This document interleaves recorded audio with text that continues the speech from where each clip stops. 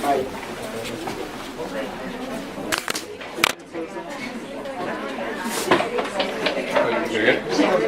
Take press.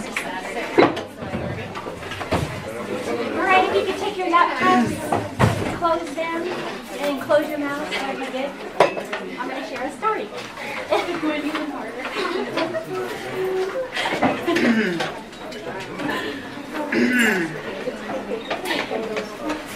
I'm going to repeat it. Close your laptops and close your mouths. I'm going to tell you a story. It's about a son. A wealthy man and his son loved to collect rare works of art. They had everything in their collection from Picasso to Raphael.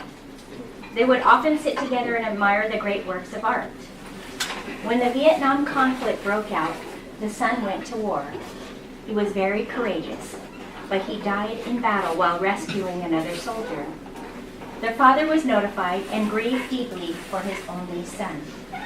About a month later, just before Christmas, there was a knock at the door. A young man stood at the door with a large package in his hand.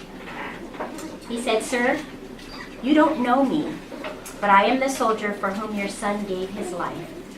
He gave many lives, saved many lives that day, and he was carrying me to safety when a bullet struck him in the heart, and he died instantly. He often talked about you and your love of art." The young man held out this package. He said, "I know this isn't much, and I'm not really a good artist, but I think your son would have wanted you to have this." The father opened the package. It was a portrait of his son, painted by the young man. He stared in awe at the way the soldier had captured the personality of his son in the painting. The father was so drawn to the eyes that his own eyes welled up with tears. He thanked the young man and offered to pay him for the picture. "Oh no, sir. I could never repay what your son did for me. It's a gift."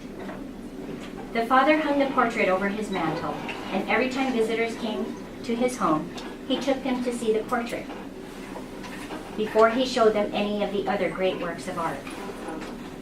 The man died a few months later.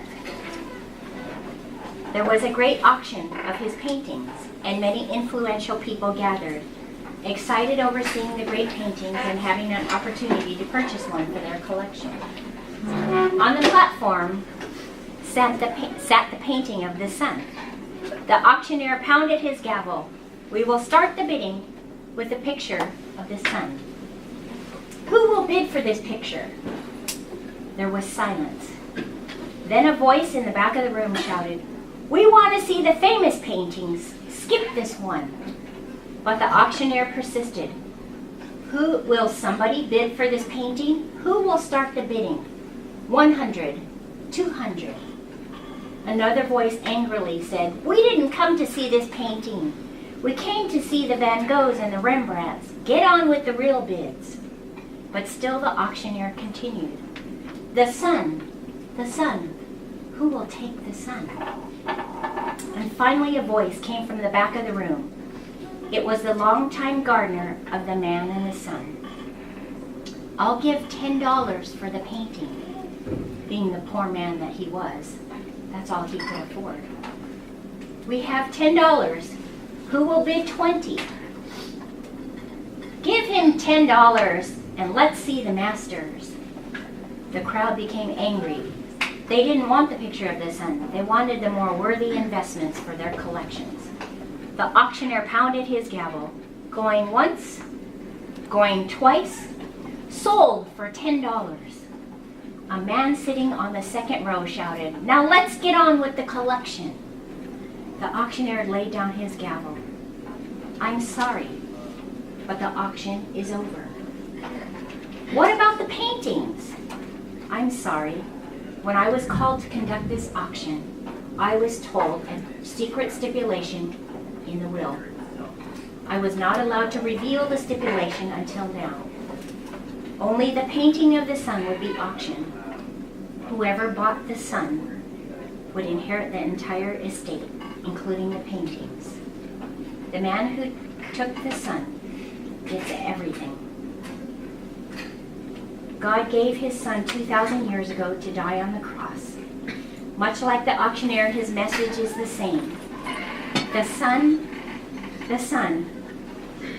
who will take the son? The son, whoever takes the son gets everything. For God so loved the world that he gave his only begotten Son. Whosoever believeth in him should not perish, but have everlasting life. Because that's love. Who will take the Son in here? I hope all of you will take the Son. Because when you have him, you have everything. You have everything you need. Can we bow our heads in prayer? Father in heaven, I thank you again for another week, another day of life. Thank you for this story that reminds us when we have the Son, we have everything. I pray that you'll be with this class this coming week. Whatever their quizzes, their tasks, their projects, their quizzes, tests, be with them. Help them as they study to be mindful that if they have you, they have everything. We pray in your name. Amen. Okay.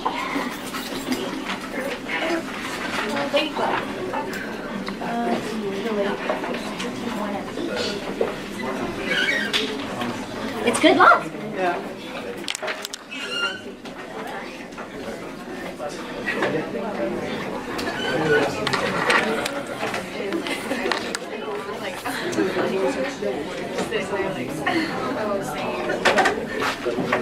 I am, we have two pieces of paper that are coming around, one that's peach colored and one that's brown. Take one copy of each one and then the extras send them up front. Let me kind of tell you, if you weren't here in class, Dr. Parsley and I are switching places. I'm having a medical procedure this afternoon. If you would keep me in your prayers. I have not eaten in over 30 hours, and I thought I could do this, but I'm losing it, and my head's just going wiggy, and I'm really hot. So if something happens to me, just get me sugar. I can't eat anything, but get me something to drink, sugar. So anyways, I'm going to try to get through this in an hour and a half so I can go and get something. How many of you been to Paris? Amazing place. A lot of neat things there.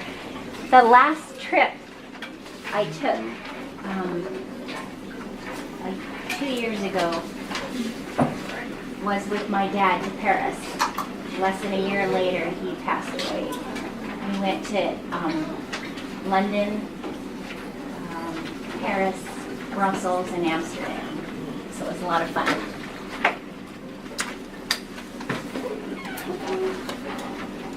So how many of you have started SRPs? Raise your hand if you've done. Just one? Just 2, 3? Good. So this lecture this morning is about post-SRP and periodontal debridement. What kinds of other things can you do and what should you do following an SRP? So let's talk about terminology. Debridement, gross debridement. Can anyone give me a definition of gross debridement? What does that mean to you? Taking off what you can see. Is it only taking off what you can see? Gross.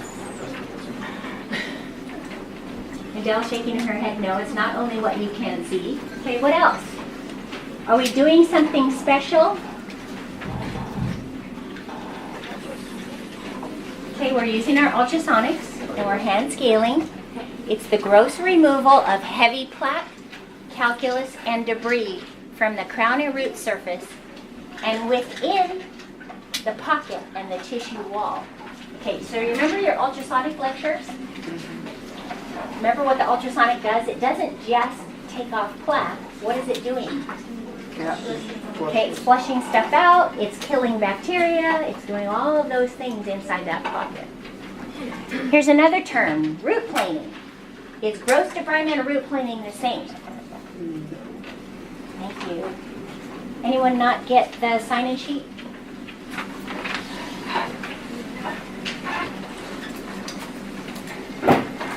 Okay, root planing. Specific treatment to remove plaque calculus, roughen cementum. So we are actually removing tooth surface, cementum and dentin that's impregnated with endotoxins. Have you learned about endotoxins in perio? So that's what we're doing when we're scaling root planing. We're not just removing calculus. So some people will say, well, there's not really calculus in there, so I don't really need to scale and root plane. We are removing other things that are impregnated with the bacteria, with endotoxins that are in there. So what are the goals and purposes of scaling and root planing? Why do we do it? To remove the cause of inflammation. So AJ says terminate the cause of inflammation. He's on the right track. Is it just removing plaque calculus? No. Okay. It is trying to get, the ultimate goal is to trying to get it back to health. Do we get all the calculus when we scale and root plane? Do we get all the bacteria? No.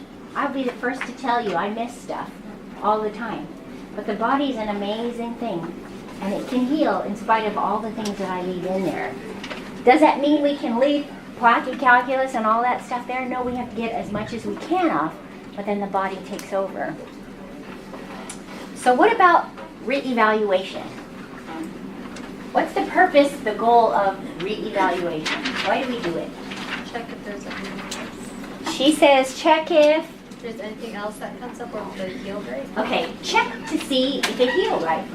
I always say reevaluation is seeing if what you did any good.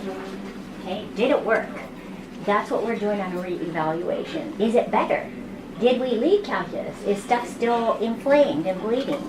So that's what reevaluation is. Adjunctive periodontal therapy is a step further from scaling and root planing and from your reevaluation. It's being able to see if there's something more we can do. And we're going to talk about some of those more things that we can do. But first, let's remember, after scaling and root planing, we want to make sure to give the patient some post-op instructions.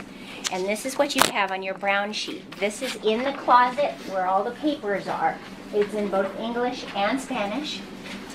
But you should give them some instructions to take home after scaling and root planing. You need to tell them what they can expect so that they can avoid any unnecessary concerns, because maybe they'll get home and something's amiss, something's not right, maybe they're still bleeding, maybe they become sensitive. So if you give them some heads up ahead of time, they'll be able to relieve that. Scaling and root planing is really a conservative treatment. It's not like doing perio surgery, but it's a conservative, active treatment. So let's talk about bleeding after scaling and root planing. Slight bleeding is normal. They will expect to have some bleeding. But you must control that bleeding before they leave. So if they're just gushing and gushing and gushing, you should not let them go until they have at least clotted up. Ways to do that can be to take a wet gauze and put some pressure against the area as needed. Most people, 90% of the people, are gonna stop bleeding on their own and they'll form a clot. But there's other people who don't. Who might those people be?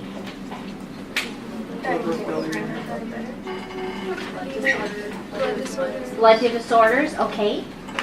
Maybe they have hemophilia. Okay, that would be a blood disorder. What else? People taking medications? Absolutely. Somebody's taking a medication that causes bleeding. Okay, Coumadin. There's one. Did you know that almost all G herbals, garlic, ginseng, ginkgo, all of those increase bleeding? So if you have a patient that's taking those things, plus they're taking aspirin, man, you're in trouble. So you have to be careful in watching that, making sure you're checking medical history, you're watching what's happening while you're scaling and root planing, and then while, after you're finished, what happens there. Make sure you clean the patient's face before they leave. I see people walk out with bloody stuff all over. Wipe them up. Wet a gauze and just wipe them up and make sure they're not having some extra stuff going home with them. So bleeding wet gauze. For excessive bleeding at home, you can hold a damp black tea bag against the tissue for 20 minutes. So the tannins in the tea, and it has to be black tea, can't be herbal tea because it doesn't have the tannins, but that constricts the blood vessels. And by constricting the blood vessels, then you get the bleeding to slow down, stop. So you could tell your patient if there's any problem, you could do that. If the bleeding persists, patient can call their 24-hour assistance number that is on this paper here. So you gotta make sure they have that. Again, most people aren't gonna have a problem with it. Some people may find that it's uncomfortable after the anesthesia wears off. They feel tissue is burning. It may feel like they've been in there scratching at it. It can be tender for a few hours after, or a few days. And then there's treatment for abscesses or a nug that might take longer to subside, so it might be a little more sensitive for a couple more days. So how can you minimize swelling? If the patient feels like they're swollen, they can use an ice pack. Again, probably most of you won't need to have this. Somebody else may need it, just depending. They can apply that cold pack for 20 minutes, remove it for 20, and then repeat again. No ice, no cold after 24 hours. Why? What does cold do? It constricts. Okay, so do we want constriction in that area? No, we want blood flow in the area to heal. Okay, so it's warmth after that. They can take some over-the-counter medications like Tylenol. Now, why wouldn't they want to take aspirin or something else? Okay, increased bleeding. All right. And then no aspirin for 24 hours after. So if they want to take it after 24 hours, that's what they can take. Another way to minimize discomfort is to have them rinse with some warm salt water. So I just tell a patient, take a half a teaspoon of salt and a cup of warm water, swish it around, spit it out, swish it around, spit it out. I tell them to do that night and into the next day. And if there's any problems after that, let us know. Warm salt water is healing to the tissue, so it's helpful. A lot of patients say it feels good. Avoid using a straw. Why would you think we would not want someone to use a straw right after? Suction. What suction? Blood clot. Yep, you're pulling the blood clot out, So don't use a straw. And avoid tobacco products for at least 4 hours after. Okay? Same reasons you know about smoking, constriction, it does all kinds of things. Oral hygiene. Oral hygiene needs to be modified after you do some scaling or root planing because maybe the patient's going to be really sore. So we kind of give them a modified oral hygiene care over the next day or so. They should use maybe an extra soft brush like a Tebi or a Nubis. They can resume their regular oral hygiene after the next day with toothbrushing, flossing, and their interproximal aids. And some acceptable rinses is you can use an over-the-counter mouth rinses or salt solutions. You could use Peridex if it's really bad and the faculty deemed that maybe using Peridex would be helpful to them. Or they can use Listerine with essential oils. I like to recommend Listerine Zero because 5-year-old has no alcohol. You'll be doing some research projects next year like the seniors did. My research project was using mouth rinses and what it did to the constriction of the cheek pouch of a hamster. So what we did was we anesthetized a hamster, took out the cheek pouch, pinned it, and put a microscope there, and we applied different solutions on there. And we watched the blood flow going on in there. Listerine has 27% alcohol in it. That's 54 proof alcohol. And so we watched the blood flow on that just clot and stop. So we want increased blood flow to the area, not something that's going to make it clot. Anyways, hypersensitivity. After scaling and root planing, oftentimes the patient will complain about sensitivity. Do you know why? What do we do when we scale and root plane? We remove cementum, dentin. Yeah. So all that stuff that's been protecting the tooth now is exposed. Okay? And especially if they have recession. The tooth will feel cold because it's naked. I always tell them, especially if they have a wall of calculus, I tell them your tooth is going to feel naked because it's not used to being open and exposed. So what was protecting it before is not. This can last for several days, several weeks, or even months, and then gradually it should settle down. But emphasize the positives of treatment, that this won't last forever, hopefully, and that it would be better for your tissues and gums to have had the procedure than not. Plaque irritates tooth surfaces and makes the hypersensitivity worse. So they have to have meticulous oral hygiene care. You can also provide some fluoride gels, some over-the-counter fluoride rinses, or some fluoride varnish to help decrease the sensitivity. MI paste, have you heard of MI paste? So MI paste is one that you can prescribe that they can use at home. This occludes the dentinal tubules, which is how they're starting to feel the pain. And then there's always toothpaste for sensitivity, right? Sensodyne, Crest Pro Health, a lot of sensitive toothpaste on the market. So your diet. We recommend that they avoid eating until the anesthesia wears off. Why? Okay, they have the possibility of traumatizing themselves, biting themselves. Drink plenty of water. Okay, water flushes through and gets the body healing. We recommend that you eat soft foods the first day and avoid highly seasoned spicy foods, acidic foods, food and drinks that are really hot for the first few days. Why do you think that's so? Think about what we did or what the tissue is, and then think about eating a tomato. We have an open wound. Have you ever had a cold sore, an open wound in your mouth, and eaten something and you're like, ah. Okay, so recommending that they stay away from these types of foods. Appearance. The appearance of the tissue is going to change. So you may find exposed root surfaces with recession and blunted papilla. The tissue will shrink. So if you look at this picture, here's the gum tissue all swollen and puffed up.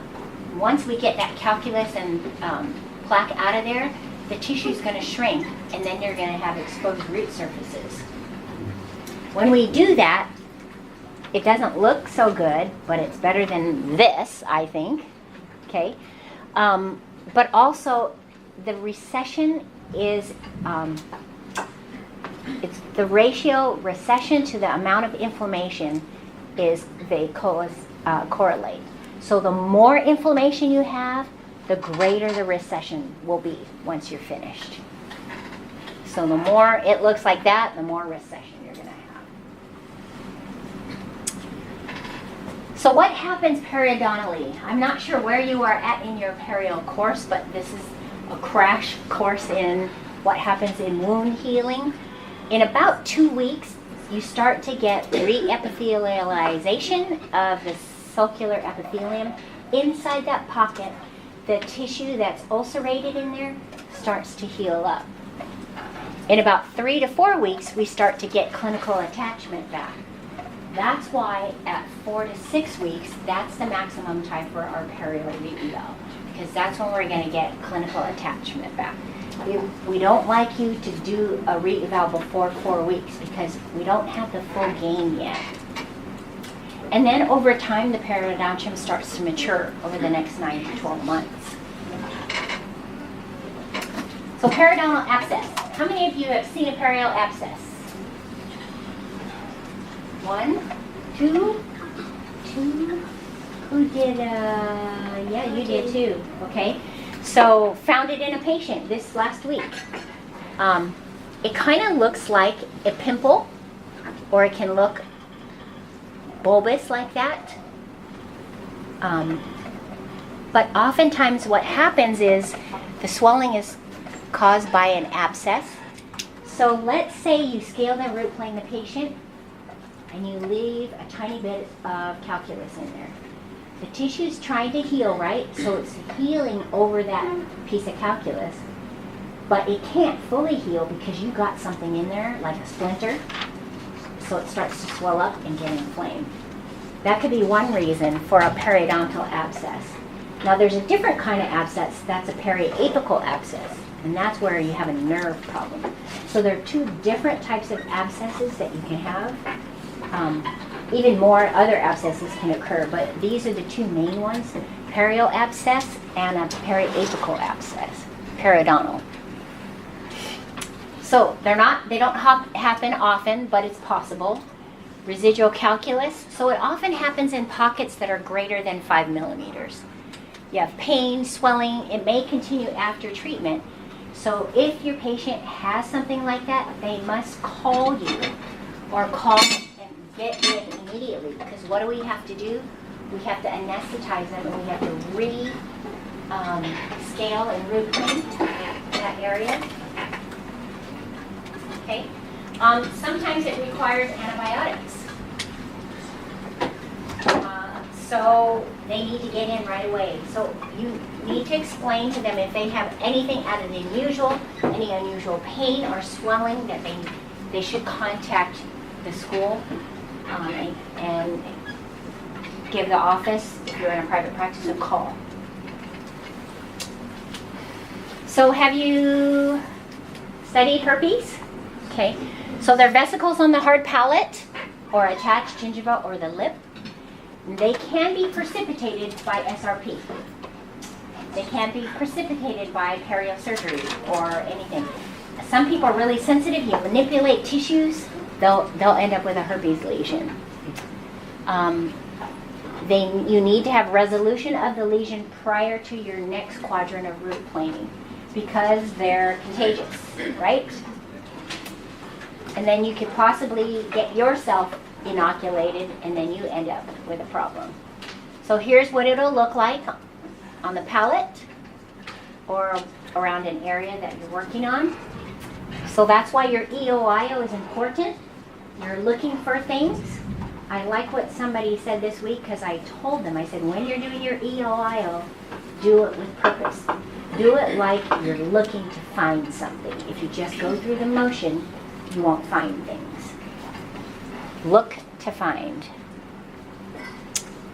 Okay, so at your re-evaluation, that's your orange sheet. This is one of the competencies that you have to do during your senior year. You could do it now. If you're doing SRP now, do your perio re-eval. Okay, so this is what the comp looks like. We're going to kind of go through it. But usually after 4 to 6 weeks after your SRP, you're going to do your perio re-eval, and then you're going to do a full data collection all over again.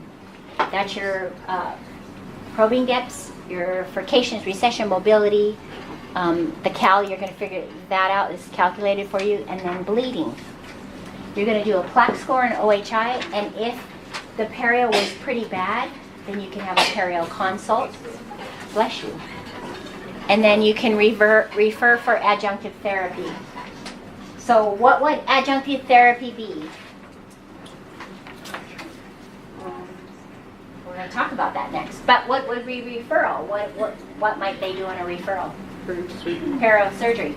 Okay, you've done your SRP, it's healed as much as it can, but maybe one area in this upper left side didn't heal up. Then we're going to refer out to get that taken care of. Or we're going to do some adjunctive therapy. Again, there's your form. And so what I like to do is on this particular form, you do all of these things and kind of mark that you've done them all, and then answer all these questions, do all the stuff on there, and then call your faculty over and say, I'm ready for my re-evaluation check. And they will evaluate you on this. Make sure that you're doing your self-assessment, and the faculty will do theirs of what you did, how you did on all those things. So if you do it now, let's say, who said they're doing SRP? Tricia?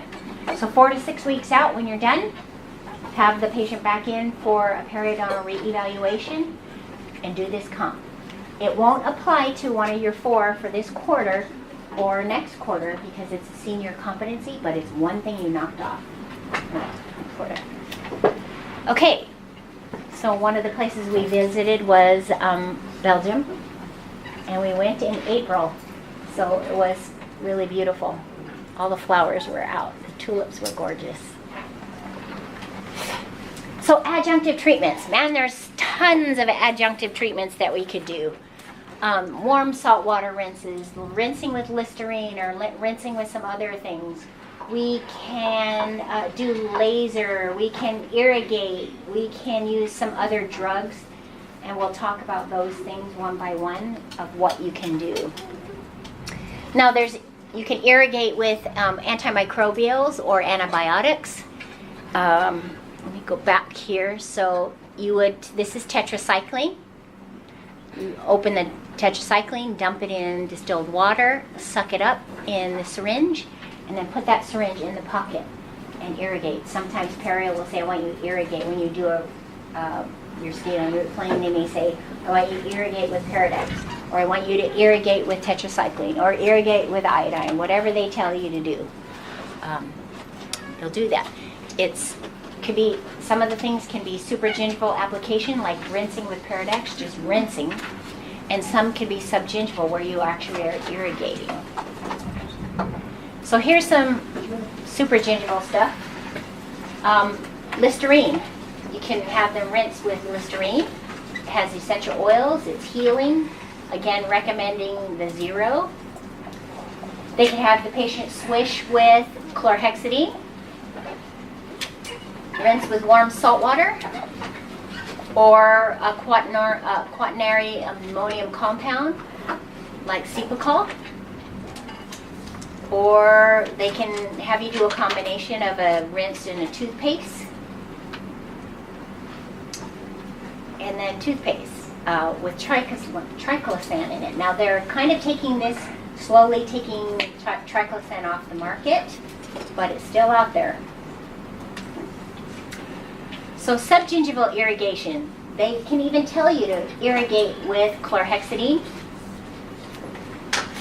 tetracycline, or iodine. That's in Belgium, in Brussels. Never been. It's gorgeous. I love the architecture in Brussels. So this next section are different antimicrobials that you can place in the pocket. One of them is the local delivery of chlorhexidine gluconate in what we call perio chip. So it comes in a foil packet, and it has a little wafer, a gel-like chip. Once you put it in the pocket, the gel-like chip melts, and it has chlorhexidine in it. That's one of the things you could do. Looks like that. You place the chip right in the pocket, and as soon as the warmth of the body, it starts to liquefy. Well, here's the periodontal chip study.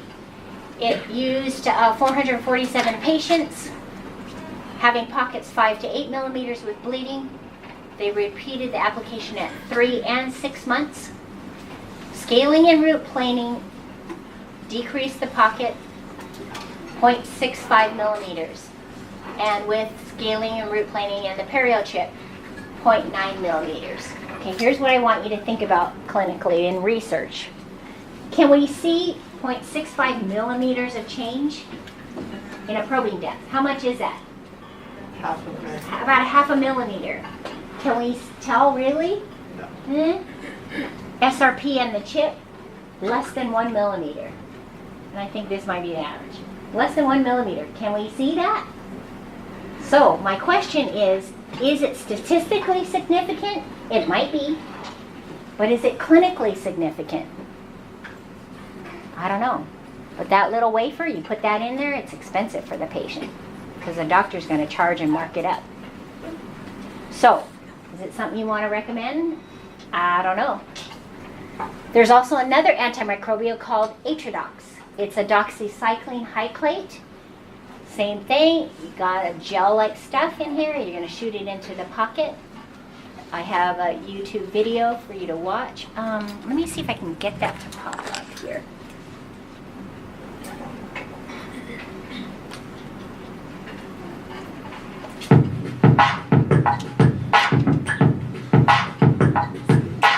Coming, just a minute.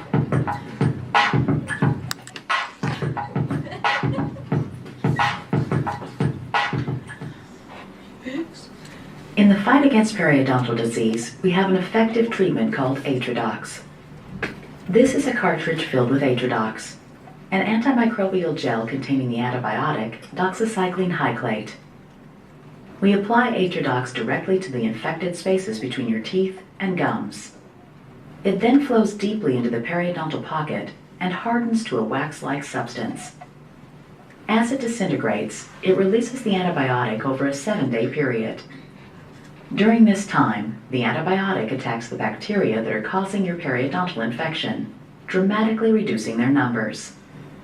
There are some cases in which Atrodox may not be an option for you. The active ingredient in Atrodox is in the tetracycline class of drugs, so we won't use it if you are allergic to tetracycline, pregnant or nursing, or under the age of 8. Scaling and root planing treatment may not be necessary with each application of Atrodox, but we'll still use these treatments as needed to keep your periodontal disease under control. You should be aware that Atrodox is not a cure for periodontal disease, and once bone loss has occurred, no medication will bring it back. And for periodontal therapy to be successful, you'll still need to be very thorough with your daily oral hygiene and come see us regularly for exams. However, Atrodox is an effective additional method for us to use to help eliminate bacterial infection and prevent further destruction of bone and connective tissue.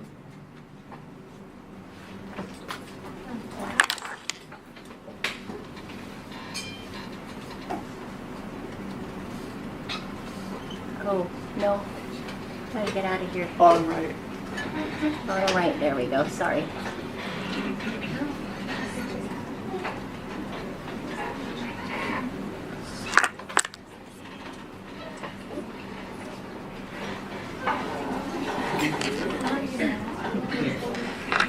Okay, come on.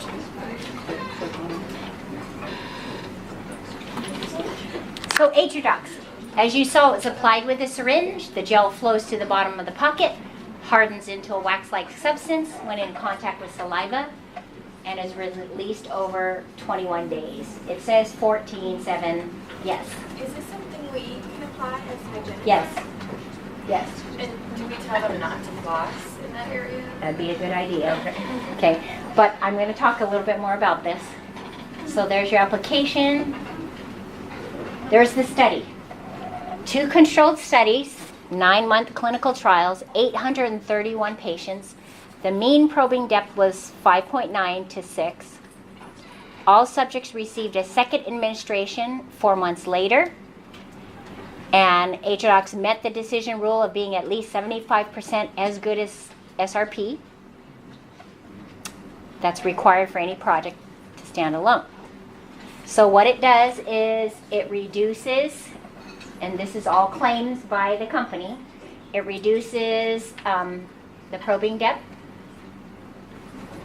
It says by 1.2 millimeters. Attachment gain, 0.8 millimeters over 9 months. Significantly reduced 2 of the most prevalent pathogens, P. gingivalis and T. forsythia. You've heard of those? Is it statistically significant? Yes. Is it clinically significant? I don't know. Okay, less than a millimeter. Is it worth that expense? So what we're comparing is scaling and root planing alone versus scaling and root planing with an additional medication. Here's another one. Arrestin. It's minocycline. It claims that it contains microspheres of tiny bead-like particles that are smaller than grains of sand and are not visible to the eye. The microspheres are filled with antibiotics, the minocycline hydrochloride, and they release the antibiotic over time so your gums can heal better than with SRP alone. Your application is in the pocket. Here's their study. Okay, all in all, reduction of 2 millimeters. Is that what we're looking for? At least 2 millimeter change? If I was going to pick any of these, this is the one I picked. Arrestin. So, you will have a competency Arrestin in your senior year.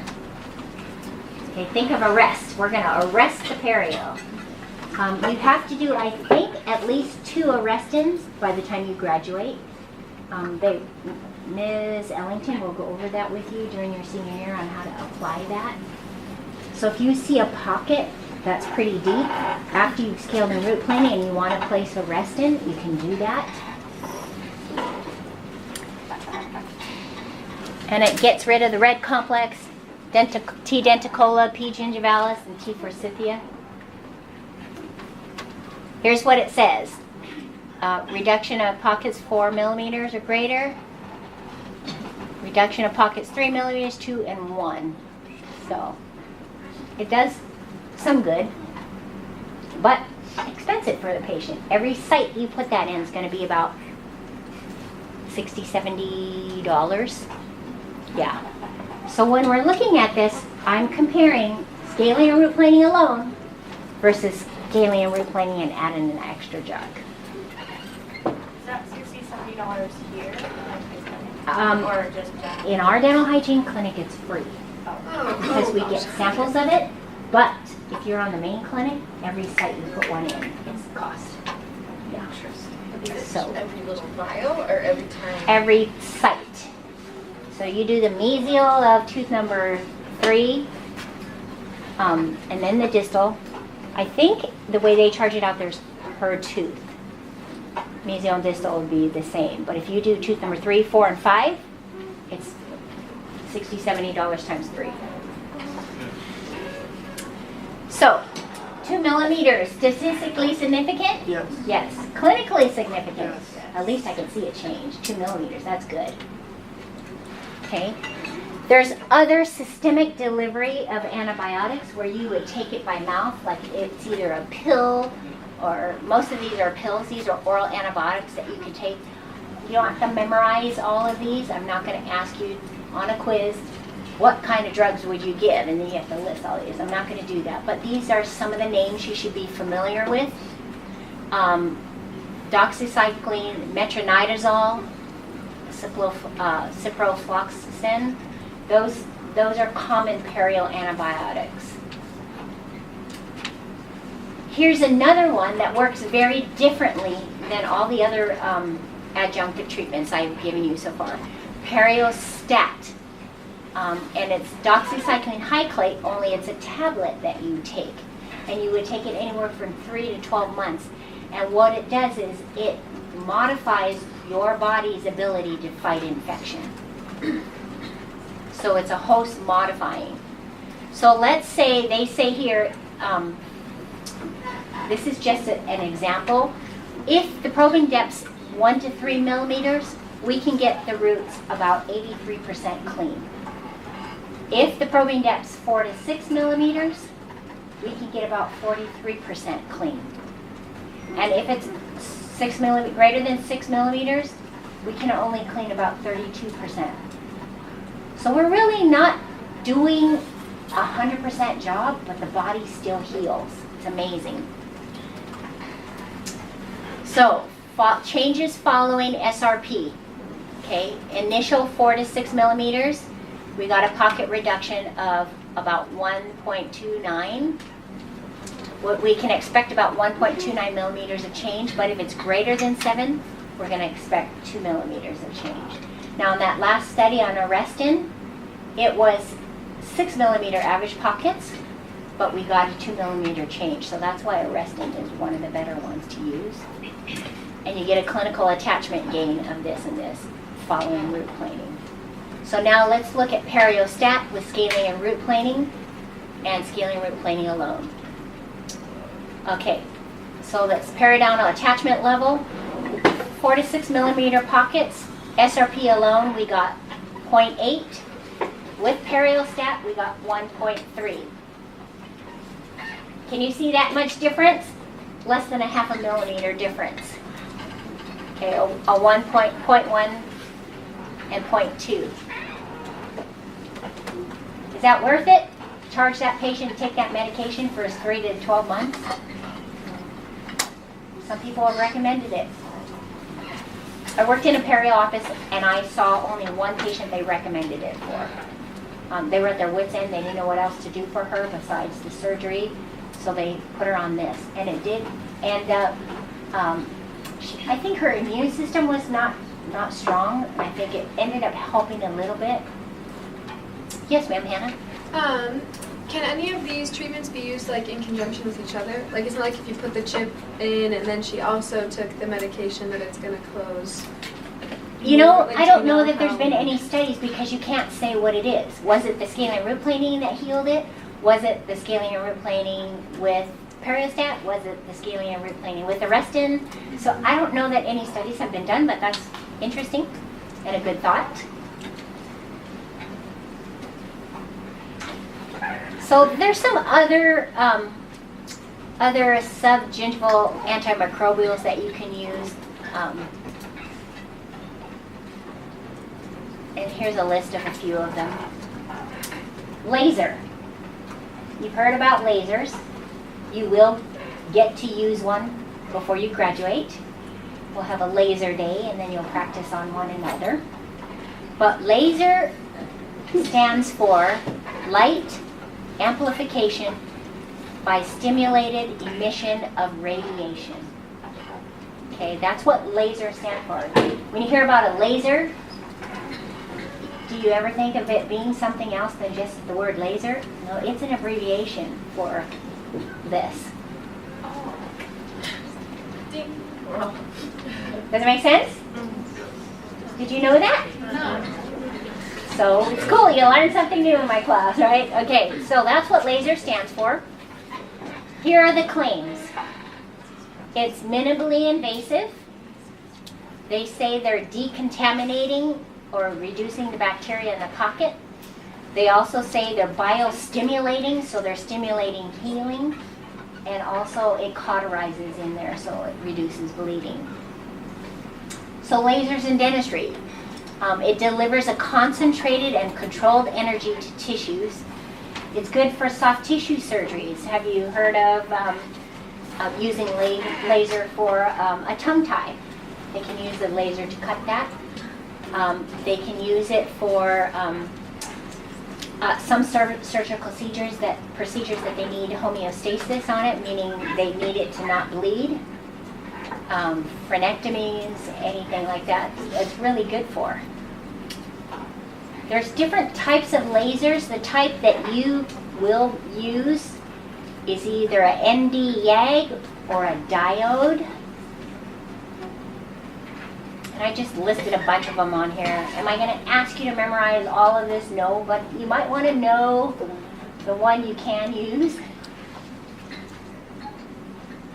So So I'm gonna try this. This video has had a really hard time playing on my computer for some reason.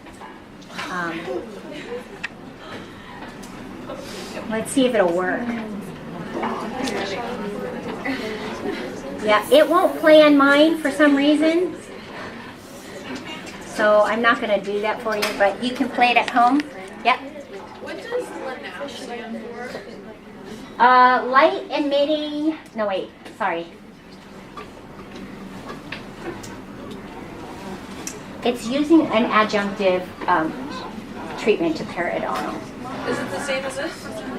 Laser periodontal debridement, that's kind of what it's using. Yeah. This won't work on here, but you would use, I have some other videos on here I want to show you.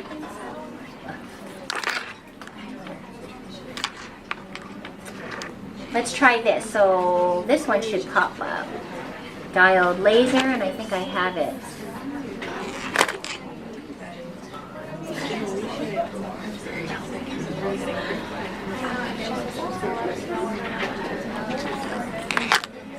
Ah! That was working yesterday. Come on.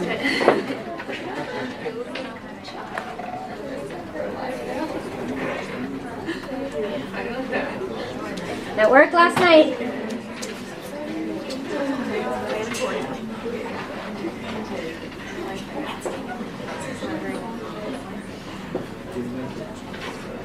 Okay, let's try this. Sorry.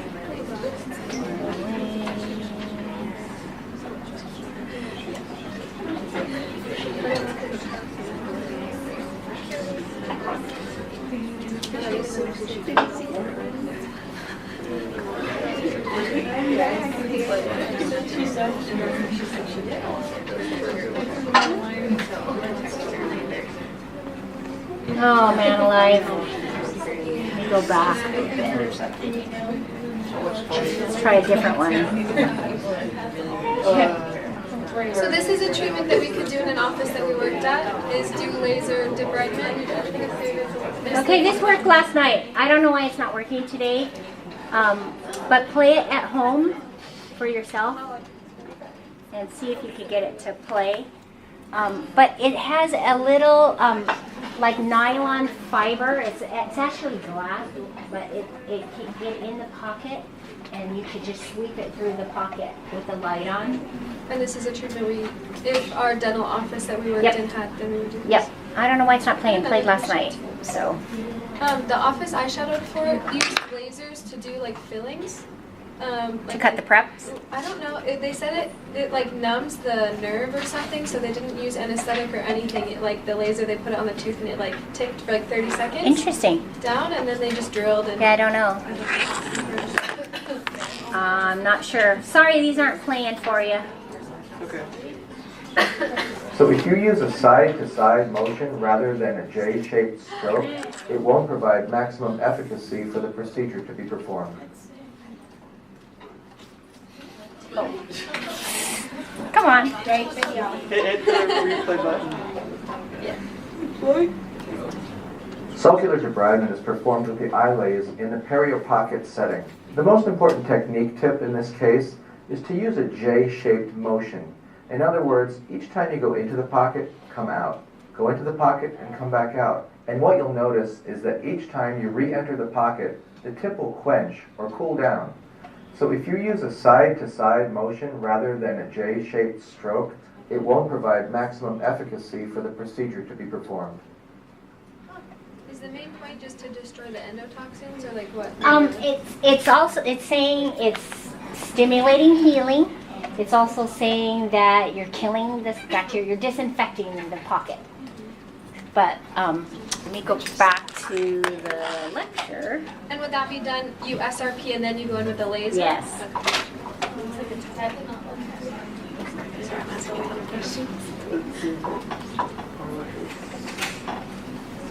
Come on. So we do that to each other? Yes. Even if like we have little tiny little baby pockets? Yes.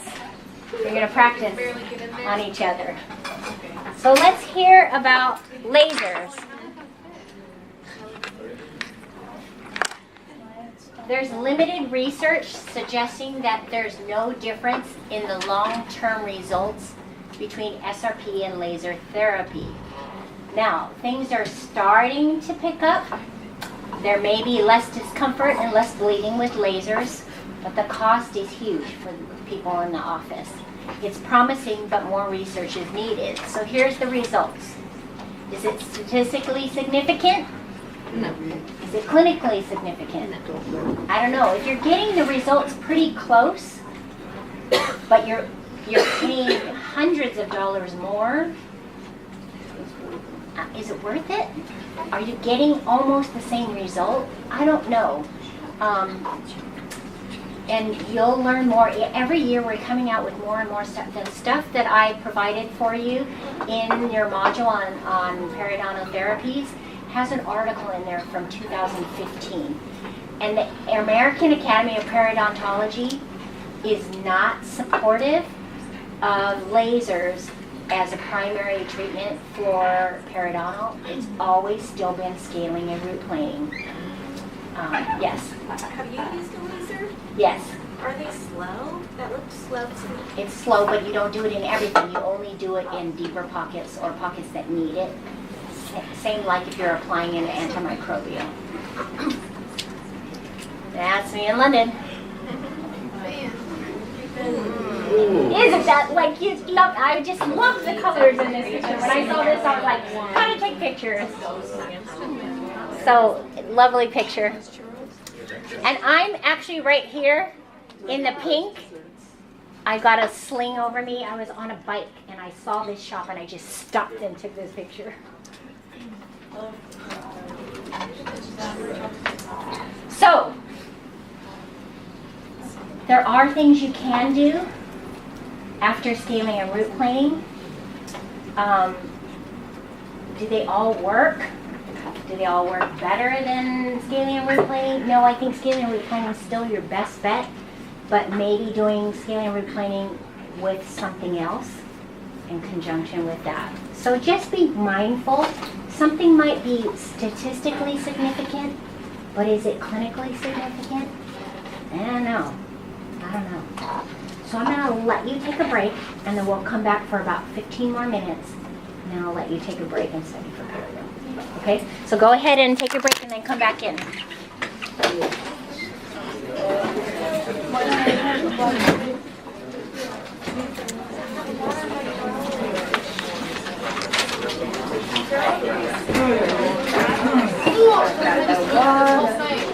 Question. Do you have a picture of this? She mentioned it in the lecture, but there were no pictures. It was the evidence granule. No. It was when she was going over the.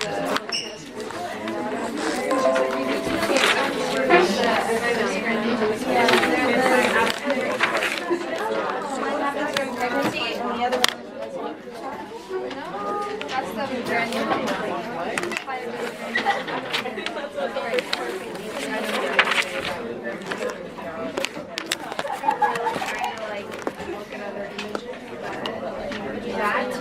Like a strawberry.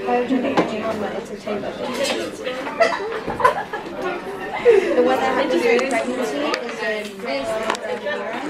and the epilus granulomatosa. So whenever you that so if you extract a pyogenic granule here, its name is a pyogenic granule. It's different with doxycycline and all that stuff. What if the patient comes in, has like Oh, thank you. Well, no, if they're pregnant, it's going to be pregnancy with granuloma gravidarum. pre-medication and then needs that? How would that work? Ooh. Because we would give them amoxicillin, and then if they needed like an antimicrobial or something like that. I think it would be fine because you're taking it free and then you're putting it in there too. So I think it It would be wouldn't cause fine. like any interaction. No, I don't think so. I don't think so. But that's a good thought, just mixing the two. Yeah. My thought is it'd be more broad spectrum coverage. But could it also like Absolutely. develop like some Absolutely. I antibiotic never resistance? had that happen where they're on a treatment. Good thought. for you guys. Hi, sir. Oh, I'm fine. Awesome. I try to find it for you. It's just basic one. Sensibilidad. This is a cross between Spanish and English. Sensibilidad, sensibilidad. Okay. And Perfect. a lot of accents and stuff. Punto. El punto número. Punto. Yeah. Okay. Punto número. Point number Yeah. 1. Okay. So your spaces. Okay. Al. That's cool. Okay. So I didn't do this, but we It's just had so you someone can in keep Spanish it. do it. No, I want to turn this into Barbara and have her. When you hear this, someone Spanish speakers just take this off. That Yeah. I will have someone from the department look at that. for me. Keep it and make a copy. No, like another page for me. Oh, Like, yeah. yeah, this one. Gracias for doing that. I don't speak Spanish. I don't know who made this. It's something that we had for a long time, but nobody's ever said it. So I'm glad. Thank you. I'll put this and I will. To be honest, it looks like they put it in Google. I would do the And same, it's let me bad. tell you. Google Translate is bad. 'Cause Yeah. I know what it comes out to be like. Yeah. Thank you. I appreciate that, Nono.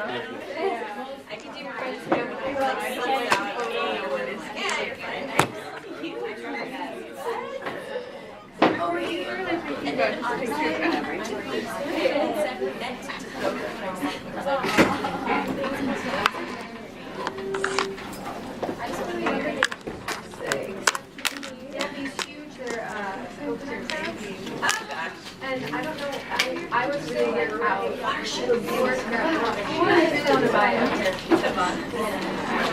Wait, are they Tavanas? I bet Miss knows. Okay, I will. I'm like running up. They're cool. She was. I told you as soon as class got out. Oh, I was already, I think they got it earlier. I was like, no, I'll just get it on Monday. Because they all think you do it.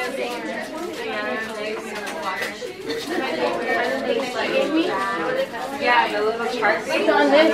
Yeah, it's not on there. I was I wear right? And I'm like, it's dirty. So I wear my walking shoes. I want something that's waterproof. It's so much dust. I'm walking through dust all the time, so I just wear them. And if they get bloody or dirty, I don't care.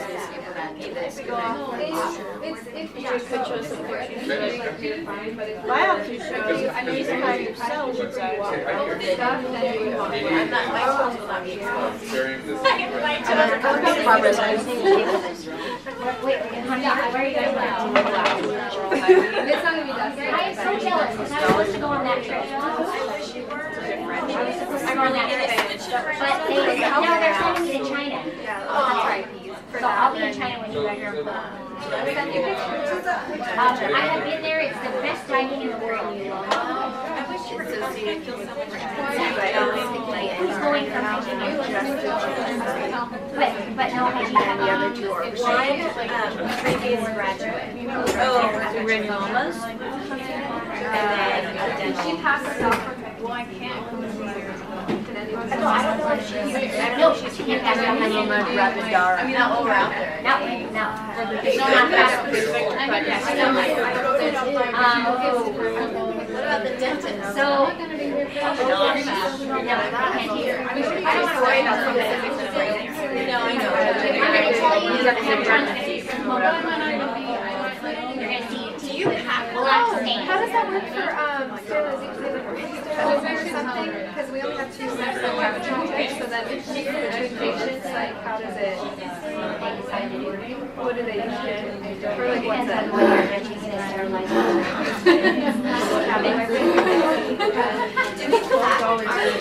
In a separate. Yeah, do we take our own instruments or are they? Carry it. You can't with the tips though, right? Let's see. And then, No, your loops have a hand carry. But, do they provide that? There's 20 here.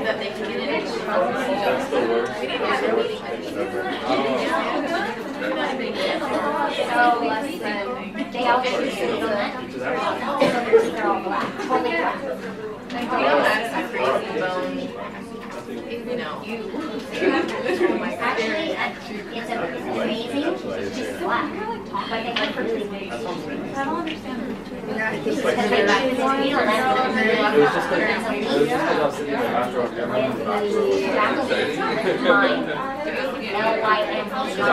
It's like a powder. And it gives them a buzz, and then if they smoke on top of it, I think it makes students be in their culture now. Do these crazy shoes be like that makes you want to try it.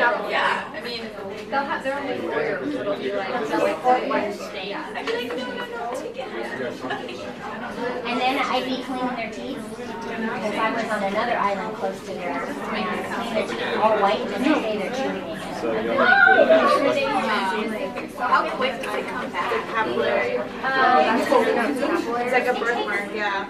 And then so much they chew all day long. So, Then Arturio Are we allowed to take pictures of them? Like, is like has a pulse and it's really warm and the skin on top of it. The other one's just I don't know if the ultrasonic lecture, because I normally give that lecture, I know you did this year, the black stain, that's one of my patients from, yeah.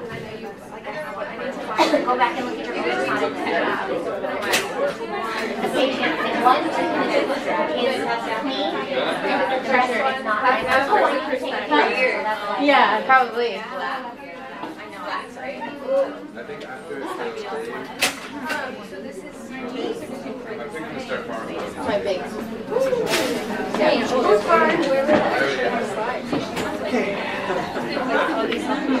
She didn't send it. I don't have a PDF of that. That PDF was sent to me from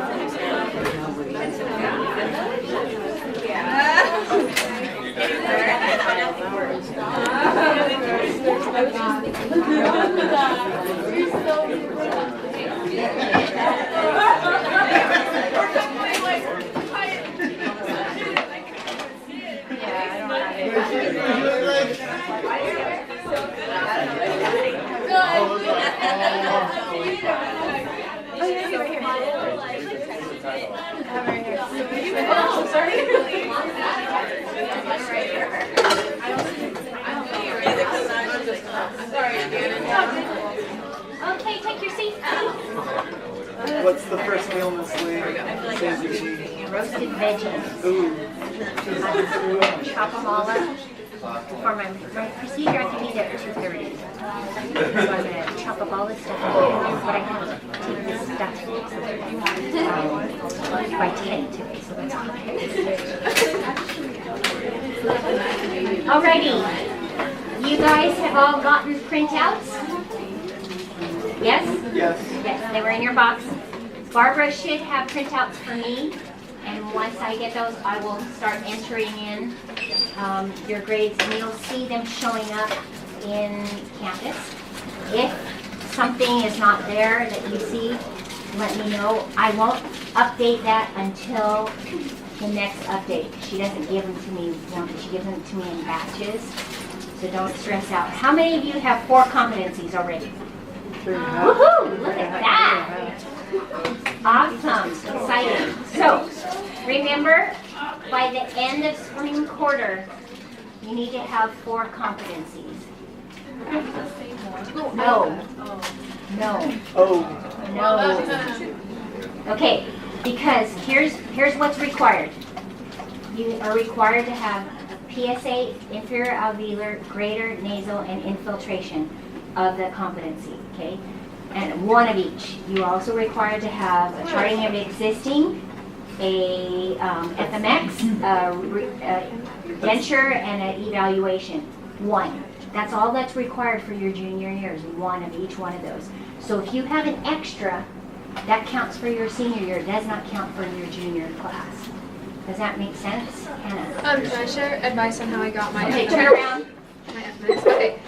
So if you guys want to do an FMX and like a full FMX and your patient doesn't need it, I was a floater on Wednesday, and so I went over to the dental clinic. They have 4 different modules that are like the genetics of the modules, and I just asked for a list of dental students who had a COE, which is a complete oral examination, because if they have a COE, they'll need to take an x-ray. And she gave me a list of 3 people, and then I just went to their cubicles and asked them if I could take their FMX, and that's how, there were 2 of them, and I took one of them, but that's like how I found an FMX really easy, so, yeah. Sandra? For the junior, on the document we have, there is the ultrasonic, Ultrasonic? and the restoration. So Yes. if you do any one of these, you're fine. Yep. You don't have to do restoration if you have already 4. So give me the 4 you have. USS, denture, FMX, and eval. That's 4. Your 4 stand for the spring quarter. Okay. You just can't have 3 FMXs and say, oh, I have 3 comps. No, you have 1 for your junior year. Okay? Sabine, you had a question? No, I was listening out to myself what I had. Okay. I was like, okay. So now, with that being said, how many of you have 4 competencies for spring quarter? Okay, then the number went down a little bit, okay? Because those other extras count for your senior year, not for my class. Okay? One of the competencies you can count, but I wouldn't bank on it, is if you pass both of your injections for your anesthesia test at the end of this month. If you pass both of those, you can count that as one of the 4. But again, if you miss one, you don't get it. So I wouldn't bank on that. Go get your competencies, okay? The easy ones to get are dentures. Is there anyone that doesn't have a denture comp? Okay, so go find a denture comp. Those are the easiest ones to get. An ultrasonic, that's another easy one to get. Hang on just a second. Ultrasonic, and then you can do radiographic eval. That's another one. You don't have to have a patient. You can have just some x-rays in there looking at it. That's 3 right there. And then go find something else to do. FMX, radiographic, OHI, charting of existing restorations, or an injection. Who, is it you again? For the ultrasonic, especially if you're AM clinic, a lot of times there's not anybody in the clinic to watch you. It's usually me. I usually am coming up before 8. Okay. Yeah, I'm there about, at least by 1/4 till, but usually by 20 till. So if I'm there, I can watch that first part of your comp. If there's no faculty there and you want to do that, just let me know that, hey, I'm going to do a competency, I'm going to set up. Is that okay? Can you watch? So, yes. This clinic, or this week, we have skills test. Oh. On Wednesday. That's right. And so we don't have patients, right? Correct. So this week basically means we can't get any competencies this week. Can we still use that time? You can do an FMX eval, one of those things that you don't need anybody there. Okay. But yeah, your clinic's lost for this day. But if you find one during the week, hey, you have a dental student that says, hey, you want to come give this injection, and you can find a faculty available, hey, I found that anesthesia comp, an IA, I found that for the dental student on Thursday afternoon. Would you be willing to watch if somebody's in their office? Or Monday afternoon, a lot of the faculty are either in their office or they have nothing. Wednesday afternoon? No, I just picked something. Monday afternoon, most of them are not here. Or not in clinic. They're either in their office or they've left. So if you can catch someone and say, hey, would you be willing to watch? And they stay a little, you can do that. Yeah. Did you have something else? Yeah, I'm just wondering, like, I've attempted a lot, and I have one right now, but I have another one that just needs to be checked. I'm just a little bit scared, like, if I don't reach the 4. Okay. Like, what if I get 3? Okay. You know? So you're not going to fail. Okay. That's only, I believe it's 30% of your grade. Yeah. Or 20% of your grade. So that's only affects that much. Oh. 70% of the grade is still going to be there. Okay. So you'll just have 3 out of 4. Okay. And then I'll just have to get what I didn't get this quarter next quarter. Exactly. But Okay. it's double. It's more than double it because you have, I didn't chop it in half. Yeah, but it's just more. Yeah, you have much more this summer. But you have more clinics Yeah, that's the big. in the summer. So that should help. Kathleen? The OHI comp doesn't count until you've done the second Correct. round. It's a 2-part thing. So you must do that. Yes. For OHI comp, if you have one instructor for the first half, You can have a different one for the second. it's okay. You Yep, just have to because call you're having, your yep, hand. nope. Yep. Because they should be able to read your note, if it's a good note, and talk about, as you're talking, you said, you could say to the patient, remember last time we talked about, the faculty will catch that. And no, that's what you talked about, you reviewed, what do you think, how did that work out for you? Open-ended questions, remember? Did you have any problems with that? What problems did you have with? Rather than, did you have any problems? Or something to that effect. Yeah. With the OHI, we don't have a week in between, right? No, it's the minimum is a week in between. So in other words, Emily can't do an OHI competency on Wednesday morning and then do it Wednesday afternoon. Okay, she can't do it within a week. But it can be 2 weeks or 3 weeks out. That's the minimum is 1 week out. Can it be months? We try not to do it unless there's a scheduling issue. But like you're in treatment, so you're still treating them, you're just going to do it on the second treatment. Brian? Does the restoration comp, do we have to do in front of the patient? Yes, that one's in the mouth. You use your x-rays, your charting, and in the mouth. So the patient has to be there. Rachel? I have a suggestion. I don't know how possible it is, but I'm just put it out there. Sure. So I'm wondering if it's possible for one faculty to be just in charge of competencies. Like, not the competencies where like you need your specific patient for the ultrasonic or the whatever, but it's like, I'm just thinking about like clinic time and stuff, and if one professor was in charge of like going over the radiographs or like doing the denture comp or something like that, that I think would free up some like availability of getting patients faster out of it. Agreed. There's pros and cons to that. And the one is, it's really for us just to do that. It's hard. And 2, we don't have enough faculty to go around. And 3, if only one is doing that, I want to spread the wealth. And 4 is some faculty, that's the word I want to use, but being careful, are a little more lenient than others, and some are a little tougher on it. We're trying to get a balance, but the average is about here.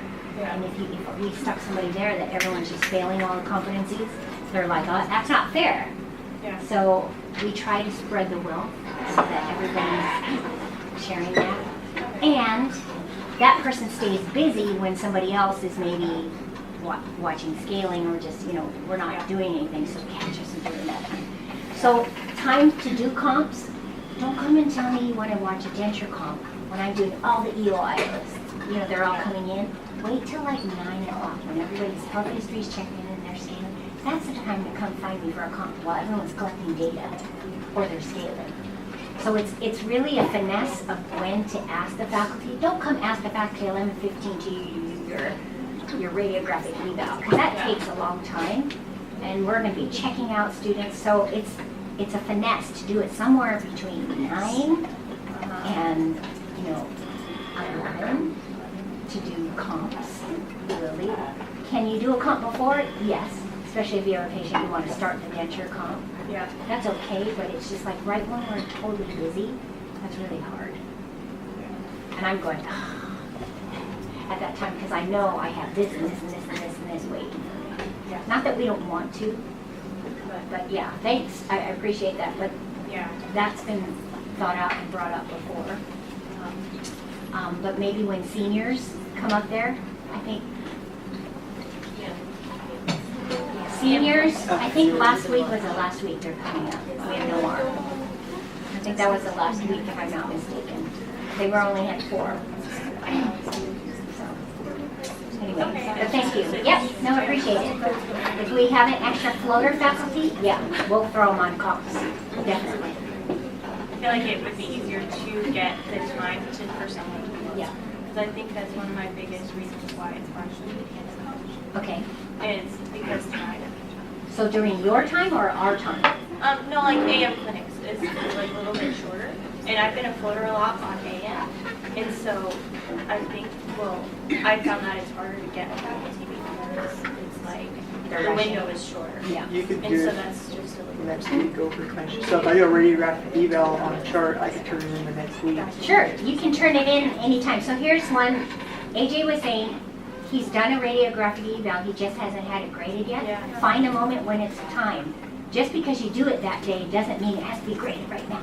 Yeah. We'll tell you, no, I'm too busy right now, but hold it, you'll get it.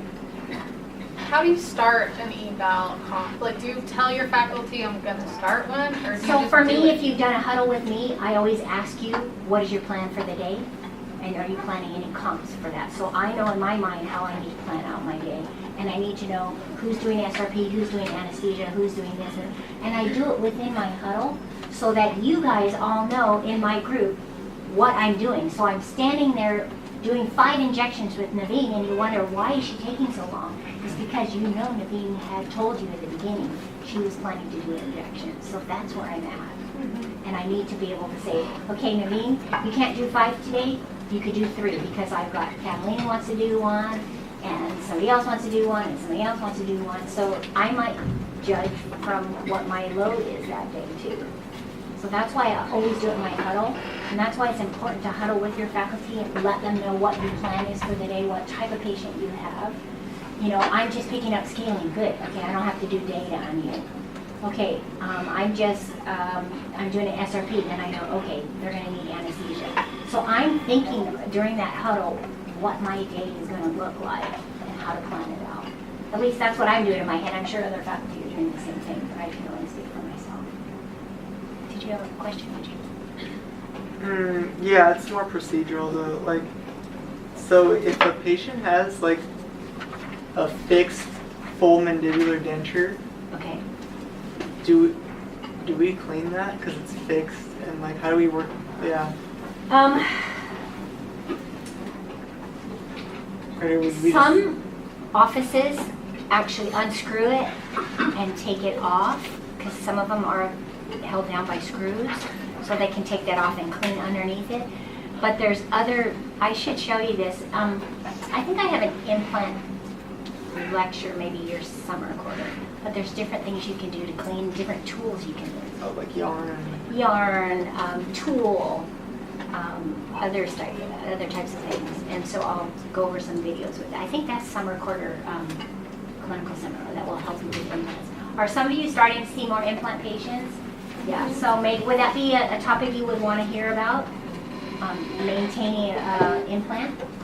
Yeah. Yeah, okay, I'll throw that in. Sorry, I have a question on the tip for the implant, the ultrasonic implant tip. What power can I use on that? Medium. Medium? Low to medium, but usually in the either blue zone or just above. And here's why. Usually they don't have a ton of calculus on it. All they're doing is deflecting. So you really don't need high power. Just like knock off a piece of calculus. The tip, the little plastic tip that went on the insert, kept coming off. When I was Sometimes, like 10 o'clock. sometimes It get a just new went one. off. Just get a new one. Sometimes the misshapen. Yeah, get a new one. Yes. For charting existing restorations, say if your patient has only had like 2 composites, does that still count? No, there's a, on the bottom of the charting of existing restoration form, it tells you the minimum amount you need to have. I believe it's 5 different things. Like FMS. Yeah, I think it's 5, but double check it on that cheat sheet. It says on there how many is the minimum you need to have. But yeah, you can't just do a charting of existing restoration on somebody that has 2 composites. They have to have more things going on. Does the charting of restorations have to be on our patient, or can you choose a patient for us to look at? So charting of existing restorations on a real live patient. They have to be in your Oh, chair. because we're doing it as, okay, never mind. Yeah. Okay. So you're looking at the x-rays, you're looking at the charting, and then you're looking at in their mouth.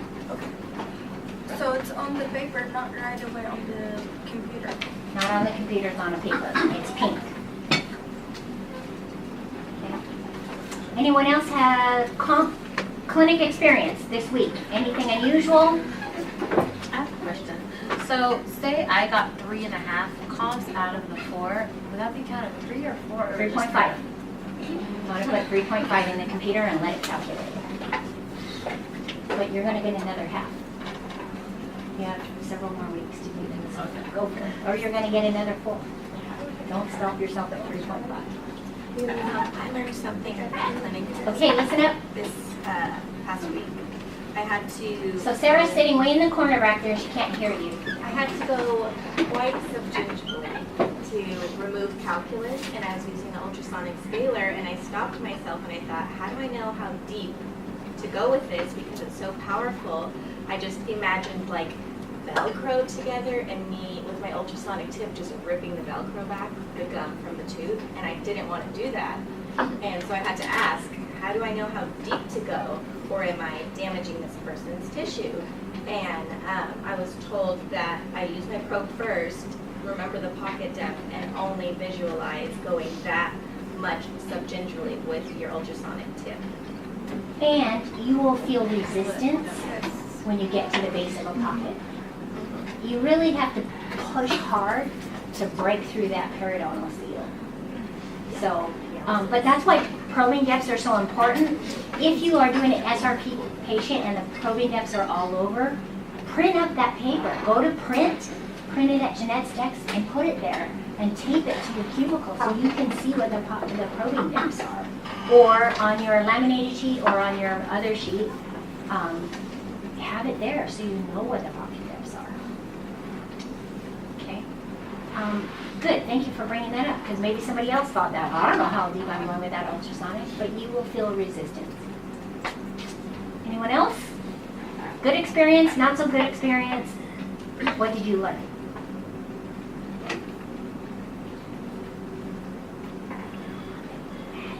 FMX on someone with an upper removable prosthetics is very hard.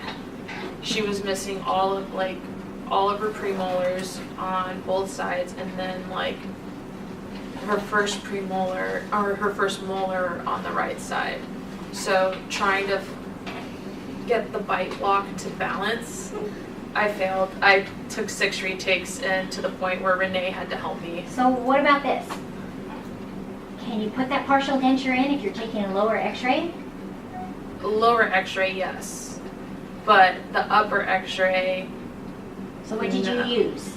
Cotton rolls? Yeah, that's one thing. What else could you use?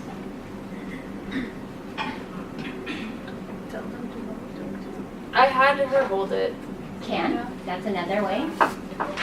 You could even take something longer and softer. So like, let's say you take a 2x2 gauze, open it up, and roll it long so you get a long cotton roll. You do that, double it up or triple it up. So you got longer space rather than this little thing you're trying to balance on. Sometimes that works. Just trying different things, and I'm glad they were able to help you. Did you learn something? What did she do? What did Renee do differently? I don't know how she got, well, and she also had mandibular tori. And I don't know how she got the sensor behind that tori, but she did. And I wasn't able to do it. So with a tori, you don't want your sensor to come straight down, but the sensor has to come at an angle. So it looks kind of weird, but the sensor has to be at an angle if there's tori there. She like pushed her tongue, but her mandibular arch was so narrow. I was like, how did you do it? You have to have the patient relax their tongue, because if they're opening wide, then their tongue is protruding, and they can't. If you just have them close a little, relax, it's soft. It's moldable. Good. Anyone else? Give us some hints. How are you finding comps? Bring people you know. I was just confused. My patient has a lot of stains from smoking, and the oral anatomy was so obvious there. Like, you can see all the grooves, everything is there. So I was asking Ms. Hayden, how do you know if it's cavity or just a stain? Especially if it's like on the buccal grooves or lingual ones. It's harder because we learned that we don't touch them. And she was saying they're softer, but I was scared to touch them at first. Usually it's not going to hurt initially. If it's so big and you poke it, yeah, it will be, but if it's just beginning, incipient. But how do you know that it's not gonna cause them more decay? Like it's just a stain, not cavity. If it sticks, you have to put an Explorer in there. So it sticks if it's a stain? Yeah. Yeah, the cavity is soft because it's the enamel softened. Okay. So it's not as hard. Okay.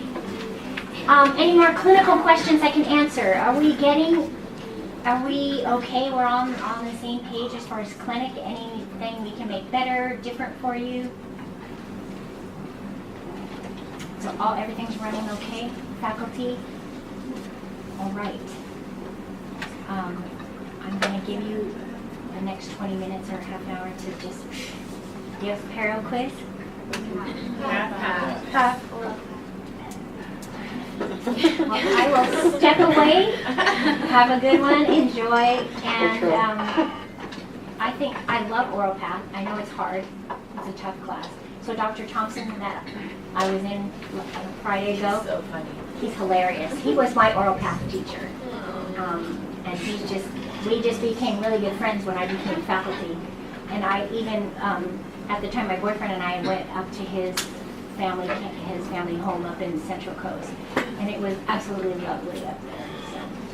So, he's just a sweet little guy. It's so funny.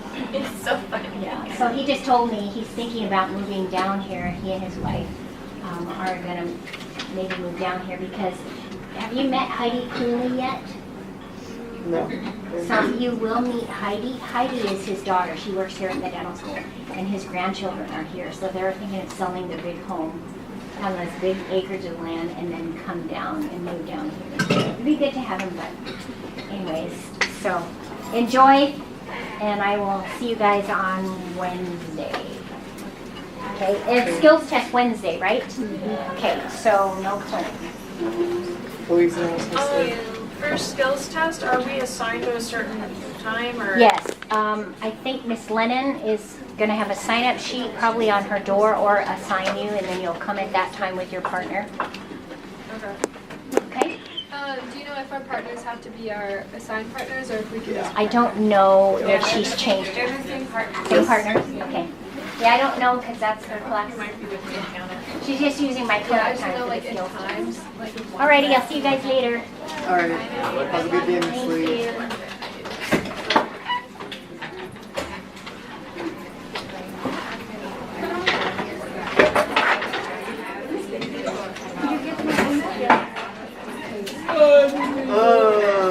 Thank you.